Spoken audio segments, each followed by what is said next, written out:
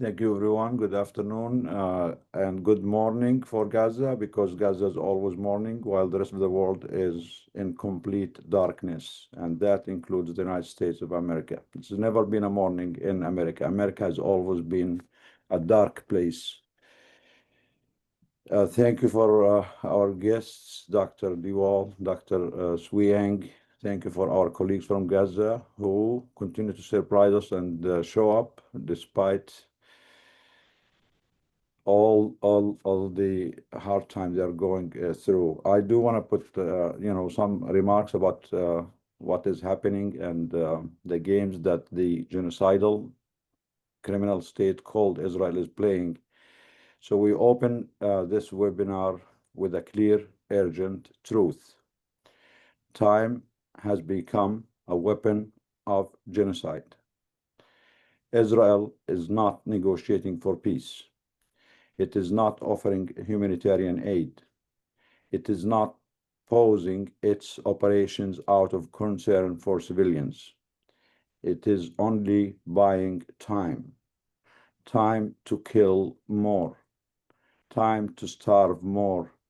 Time to erase. Every so-called humanitarian gesture, airdropping a few pellets of food, announcing temporary pauses, allowing selective UN access, is not a step toward justice.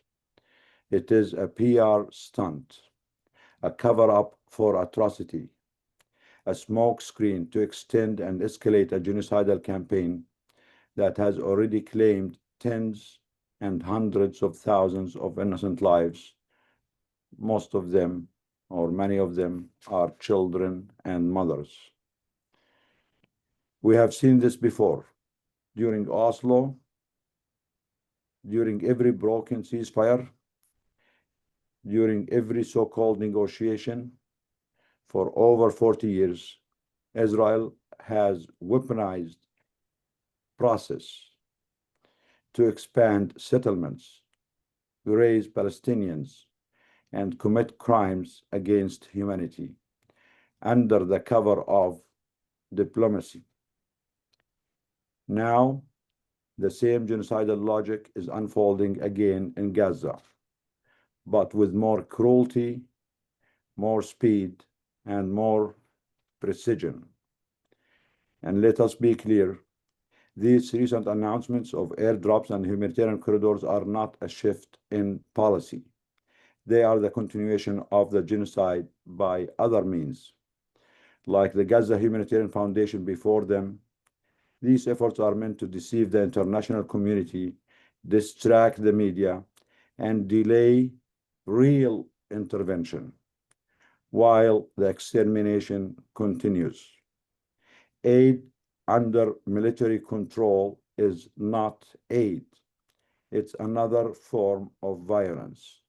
Even if Israel allows 1,000, even if Israel allows 10,000 of trucks of aid to go in Gaza every day, as long as Israel is the main decision maker on this, as long as the perpetrator is the only one that has the final say of what goes in and what goes out, and how much goes in and how much goes out, as long as Israel, the genocidal state, the aggressor and the perpetrator, is the one that holds the key, this means we failed the victims.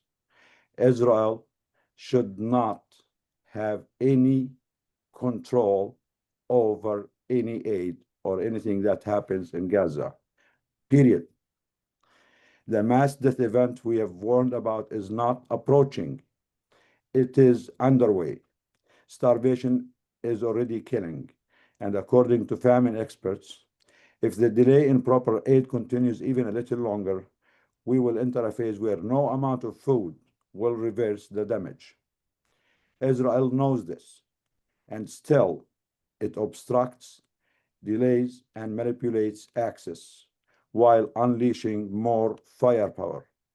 If Israel truly cared about civilians, it will do the only right thing: immediately halt its genocidal campaign, withdraw all its forces and open every land crossing for unrestricted UN-led humanitarian access. Instead, it continues to do the opposite. Israel is the problem, and it cannot be part of the solution. And like every genocidal regime before in history, whether Nazi Germany, the Pol Pot of Cambodia, Milosevic of Serbia, or the Hutu extremists of Rwanda, Israel will not stop on its own. Genociders do not wake up with moral clarity. They must be stopped by force, by sanctions, by global isolation. And no, we cannot trust the UN. We cannot trust United Nations Secretary General Guterres. Just like Kofi Annan failed the Rwandan people and withdrew the UN forces, just like Boutros Ghali of Egypt failed the Bosnians, Guterres has failed Gaza by issuing hollow statements of concern while shielding the perpetrators and refusing to invoke Resolution 377, the United for Peace, which would allow the UN General Assembly to act when the Security Council is paralyzed by the United States veto. We also cannot trust governments that claim concern while supplying more weapons, or the so-called mediators for negotiations who have failed for 2 years, knowingly providing political cover for genocide under the guise of negotiations. You do not negotiate with genocidal regimes. You do not ask murderers to moderate themselves. You remove them from the victims. You quarantine them. You stop them. This is the basic principle in medicine. First, do no harm. You do not leave the wounded in the hands of the attacker. You do not hand food to the arsonist and ask them to feed the children they just burned. As healthcare professionals, we understand the anatomy of genocide.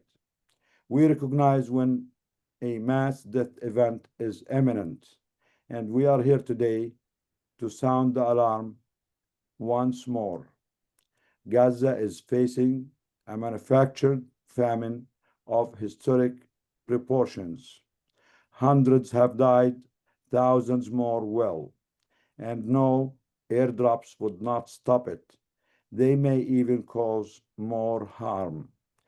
Only one thing will: an immediate halt to the genocide and full unimpeded humanitarian access under full international control. The time for talk is over. The time for delay has ended and is costing lives.